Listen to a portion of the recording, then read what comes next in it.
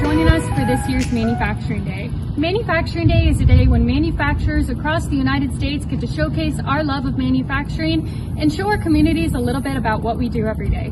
Today, we're at our Rockwall, Texas headquarters for Special Products Manufacturing. You're going to be going on a virtual tour of our facility and meeting some of our awesome team members. Without further ado, let's go.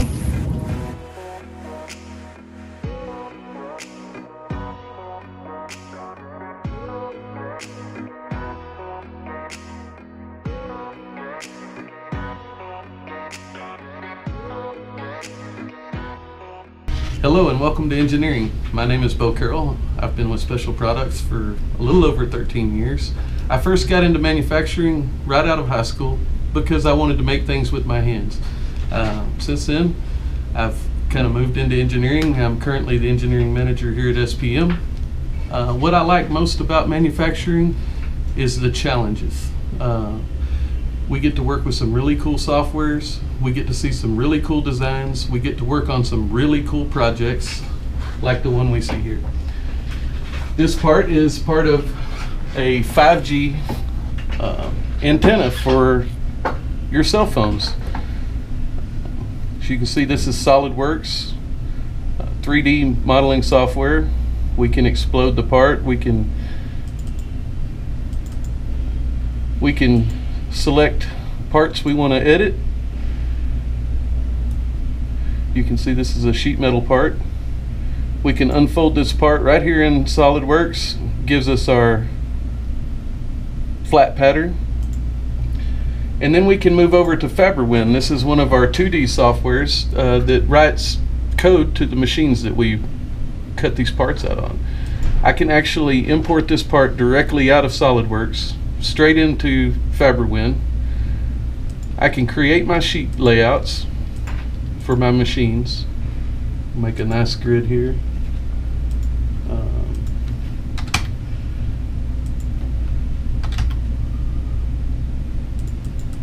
Get my part spacing however I like it. I can then tool the parts and then post the code out to the machines so that the operators can build these parts. They'll then go to brake press where they'll get bent up, and then we'll be able to go out to assembly and we'll be able to see what our part that we created actually looks like. Thanks for visiting with us here at SPM.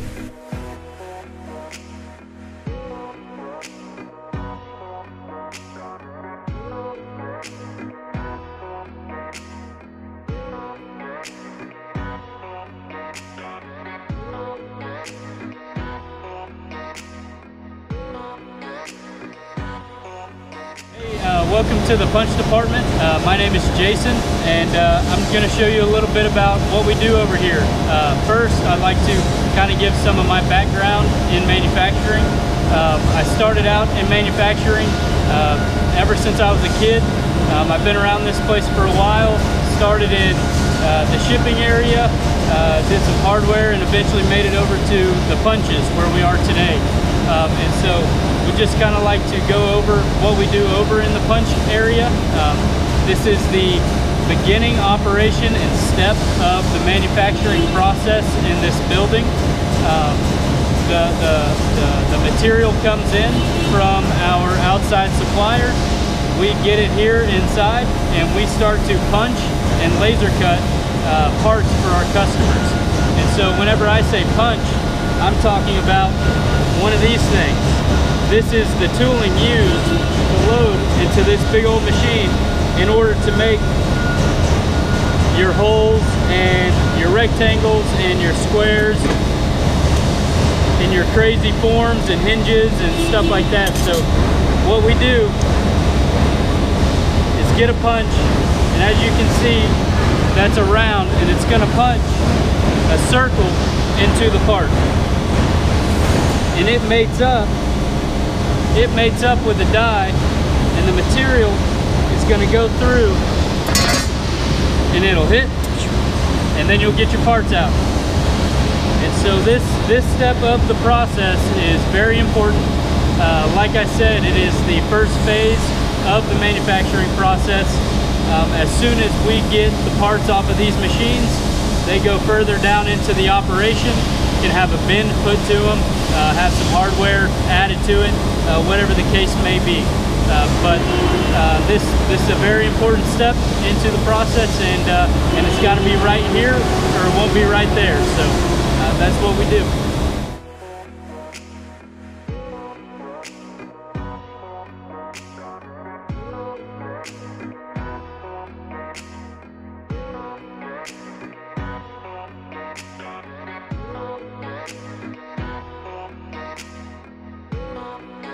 Hey, my name is Jacob Miller.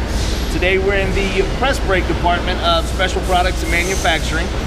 After all of our metals processed through our punch, shake, deburr, laser departments, it comes to the press brake department, and this is where we bend all of our metal. Today we're going to be featuring the Amada EGAR 6013 fully automated electric servo power driven press brake. This is opposed to a normal hydraulic press brake, which allows us better repeatability and more consistency throughout our parts. Some of the highlights, the features on this, are that we do all of our programming offline.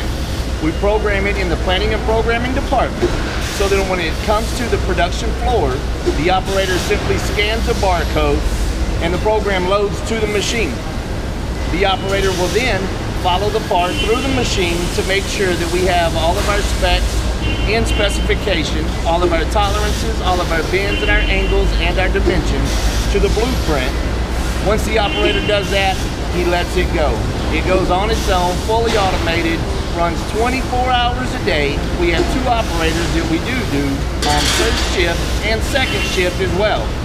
We have 7-axis potentiometer back gauges that go up, down, left, right, in and out, as well as staggered positioning back gauges for all of our more complicated bends. We also have 3 grippers. We have the micro gripper that allows us to do parts as small as 4.5 inches by 2.3 inches. We have a normal gripper, which allows us to bend parts from 12 to 18 inches. We have an automatic tool changer gripper, which allows the robot to change all of its jobs, all of its tooling in between jobs, with no operator needed after the program is scanned. A standard operator in press brake begins to show fatigue after about 20 seconds, which is around 11 parts into a work order. That doesn't sound like much unless you're running a work order of 5,000 pieces. With the robot, we don't show any fatigue after 20 seconds, 20 parts, or 20 hours. So the robot is able to give us repeatability and more consistency throughout our production runs. The best that we've done thus far, we took a 14-hour work order of 750 pieces that ran on a manual press brake. We brought over to the robot, had 7 bends. We knocked it down to a 7-hour run, which allows us to do that in one shift, which opens up more capacity for more parts to be brought into Special Products, more customers, everything down those lines. We do have 4 individual loading stations, which will allow us to load 4 different work orders, 4 different parts. Once the operator checks each one, he can walk away, and the robot can run up to 4 different work orders with no worries. I was actually started at SPM in the assembly department. I put together many different cabinets in the assembly department. I was fortunate enough to make my way over to the press brake department and eventually into automation. I'm responsible for programming all of our automated press brakes, which is 2 EGAR robots and 3 ATCs. What I enjoy most is A, bending metal, just like a regular Superman. And then I would say B, the family and the atmosphere that SPM provides. SPM has a great family atmosphere with fun employees that love being at work every day, love seeing each other every day, and love to give each other a hard time every day. So thank you for your time, and here's the robot.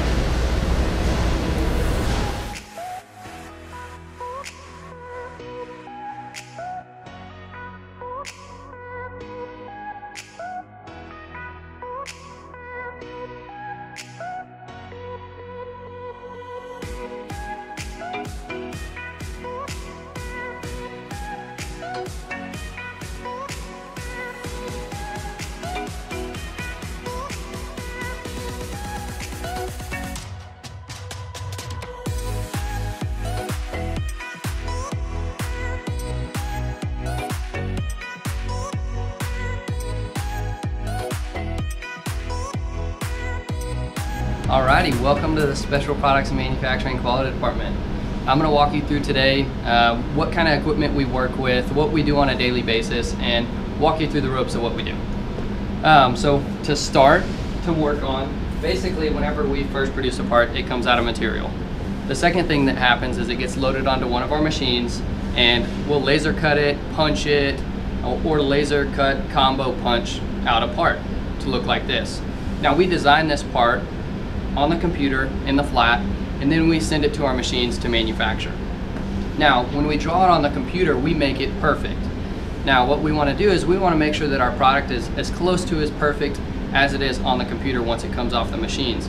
So what we'll do is we'll then take those parts once they're produced and throw them on this machine. This machine is a 2D and 3D scanner. What it will do is actually compare the CAD model that we designed to the actual part that was manufactured. Now, this machine will take 40 million measurements in the matter of 0.1 seconds. So that's a lot of dimensions, and it'll take all of those dimensions quicker than any machine manufactured right now to inspect 2D parts. So we're going to kind of walk you through an example of how quick it'll do that inspection and how that process goes.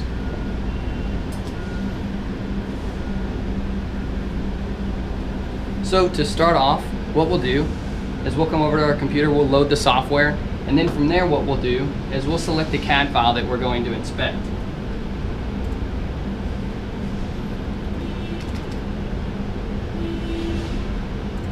Once we select that CAD file that we've designed, what we'll do is we'll complete an inspection. And this is how quick it is. It's almost in the flash of a moment. So what we're going to do is we're going to turn over to this machine right now, and you're going to see some lights come on, but you're going to see how quick it actually inspects these parts.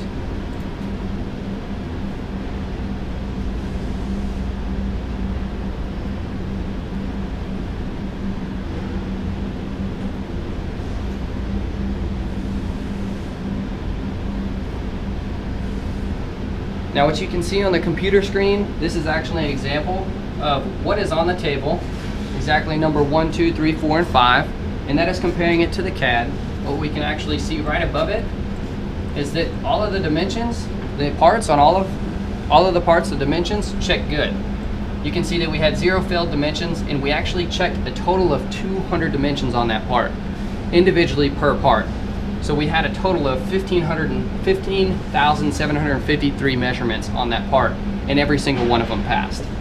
So now what we're going to do is we're going to show you kind of an example of what the machine does to tell us which part is which whenever we go over to the machine, so you don't get confused from the computer over to the machine. So as we walk over to the machine, what you'll see is it has a number 1, 2, 3, 4, and 5. So what that tells us is now we can see which dimensions apply to that part and which part is which. So the next thing we're going to do is show you guys an example of how it identifies non-conforming product made for our customers. So we're going to take a small piece of paper. We can actually even make that even smaller. We're going to make it smaller than the tip of my finger. Now what we're going to do is we're going to set it right along the edge of this part here, just right on the edge, and we're going to see if the machine will detect if that part is bad. Because in reality, if that part actually had a burr or a sharp edge there, we'd want the machine to tell us that it was no good. So for instance, now we're going to re-inspect these 5 parts, and here we go. So you can see the table lights up, and there's a camera above us right now that is taking a picture of this, and it is comparing it to the CAD model for measurements. Next you'll see a grid kind of go over the parts. It's measuring everything, getting all the dimensions we need to, and now it identifies that one of those parts is no good. As you can see, the part that we put the paper on is lighting up red. As you come over to the screen, what it will actually also do is show us where exactly on that part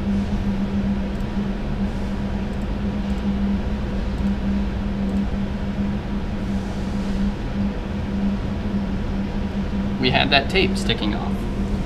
Now as you can see, what you're seeing is just that tape or paper that was hanging off, but all of these little tiny itty bitty lines are individual measurements that were taken along the entire edge of that part.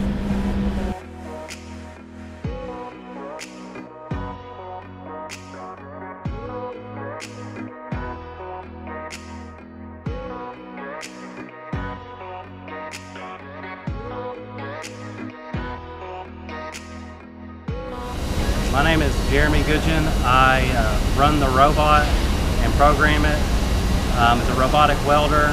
We use it to pretty much weld up anything in large quantities or that it's oversized with a lot of welds. We use this to deepen it. This is what you use to program the robot. You move it with this, you tell it when to weld and when to stop welding, all with this. Right now we're running the pole tops. It's an antenna for 5G. And what we do is we get all the parts, we load it up on the fixture, and then we just hit go once we get it programmed. These are the parts. This is all the parts for a 5G. It's the top of an antenna. And then once you get it welded, it ends up looking like this. We're going to let the robot run so you can see what it looks like.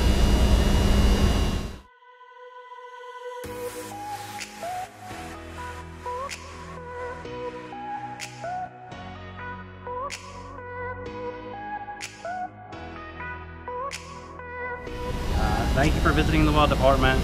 Maybe we'll see you next year.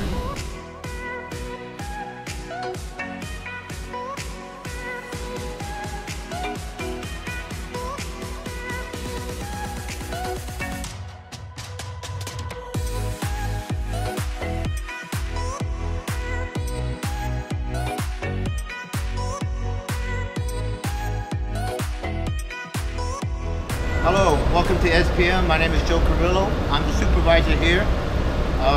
I've gotten into the manufacturing. I first started in '95 wet painting. I wasn't a big fan of wet paint. All the fumes I did not like. Then I discovered powder coating, and powder coating is something that's way easier, safer for the environment as well, and for one's safety. As you can see behind me, we're starting our process. We start off our process here, hanging parts. As soon as we hang parts, they go through our 5-stage wash system. Our first washer is an alkaline, which knocks off any oils or grease off the line. Then it'll go through a rinse, then a phosphate, which is like a soap that washes off any impurities on the parts. And then we have 2 wash systems, rinses. As soon as it'll go through the rinse, it'll go through a dry-off oven at 350 degrees to make sure there's no water, anything that's left on it, it'll burn off before paint process. As soon as it'll go through our dry-off oven, it'll go to the paint booth where parts will get painted, and the powder works with static electricity. These are 2 powders that we have, 2 different colors. We have a yellow and an orange, and all it is just a powder. It's similar to a baby powder, which you can grab and it'll just click away. And the reason and how the parts are stick to the parts are through static electricity. There's a charge on our guns that'll charge the powder, and with that powder is charged, it'll stick to your parts, and it'll work through our conveyor line, and parts are grounded. After the parts are painted, they'll go through the cure oven at 400 degrees. They'll stay in there for about 30 minutes to cure. All it is, it'll harden the paint on the parts. And as soon as they come out of the oven, then that's when they'll unload and they'll get packaged to go to shipping. And thank you for being here, and we really miss you not being here this year, and hopefully we'll get to see you next year.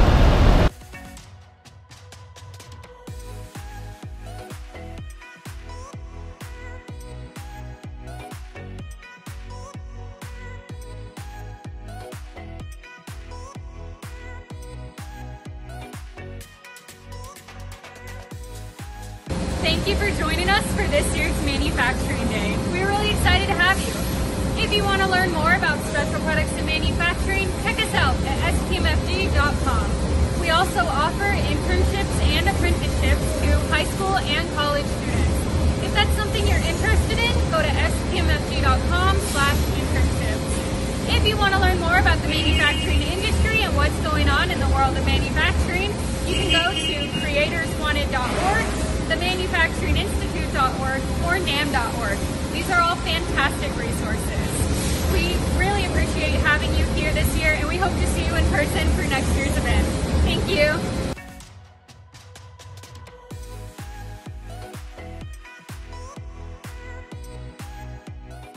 I do have a counter on the front of the camera, which is unfortunate because now I've seen it and now I know that I'm only 25 seconds into it.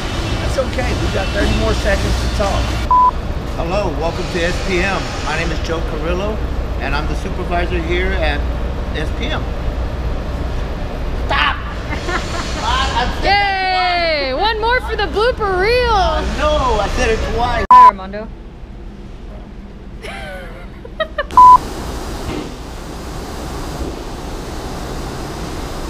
You can see on the screen, we actually need to restart. We need to restart because I didn't show you. Wow. Hello and welcome to engineering.